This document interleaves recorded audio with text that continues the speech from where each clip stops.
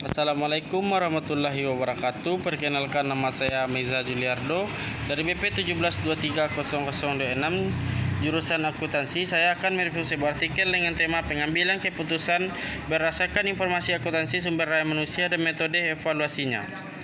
Akuntansi memiliki posisi khusus dan memainkan peran penting dalam arus ekonomi, perdagangan, dan manufaktur.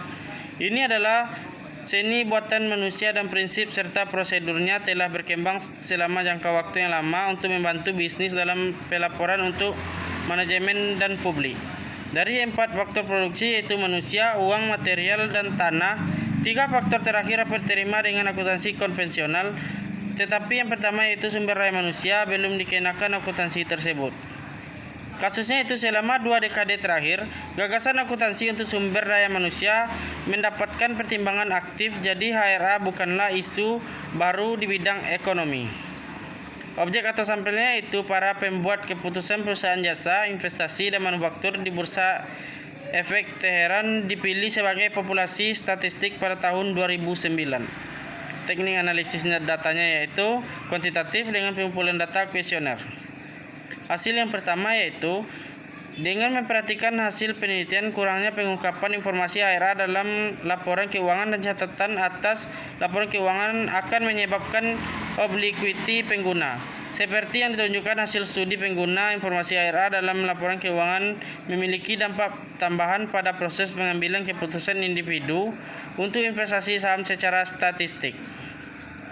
Informasi HRA dapat memainkan peran penting dalam pengambilan keputusan manajerial internal, dan pengukurannya dapat digunakan untuk menunjukkan bahwa investasi dalam sumber daya manusia perusahaan dapat menghasilkan keuntungan jangka panjang bagi perusahaan. Yang kedua itu menemukan hubungan yang signifikan antara informasi HRA dan pengambilan keputusan. Yang ketiga itu menunjukkan bahwa latar belakang dan pengalaman variabel individu tidak berpengaruh terhadap pengambilan keputusan berdasarkan informasi HRA. Yang keempat yaitu menyatakan bahwa terdapat hubungan yang signifikan antara pandangan individu tentang evaluasi sumber daya manusia dan dampak informasi HRA terhadap keputusan investasi. Yang kelima itu menunjukkan bahwa metode biaya historis, juga disebut biaya asli, adalah metode yang paling dapat diterapkan dalam status perusahaan Iran saat ini. Dalam metode ini, biaya sumber daya manusia atau ARC mencakup biaya perolehan, rekrutmen, pelatihan, dan pengembangan.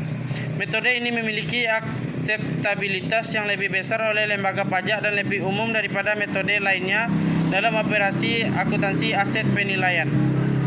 Baiklah, hanya itulah yang dapat saya sampaikan. Kalau ada salah, saya mohon maaf. Saya tutupi dengan Assalamualaikum warahmatullahi wabarakatuh.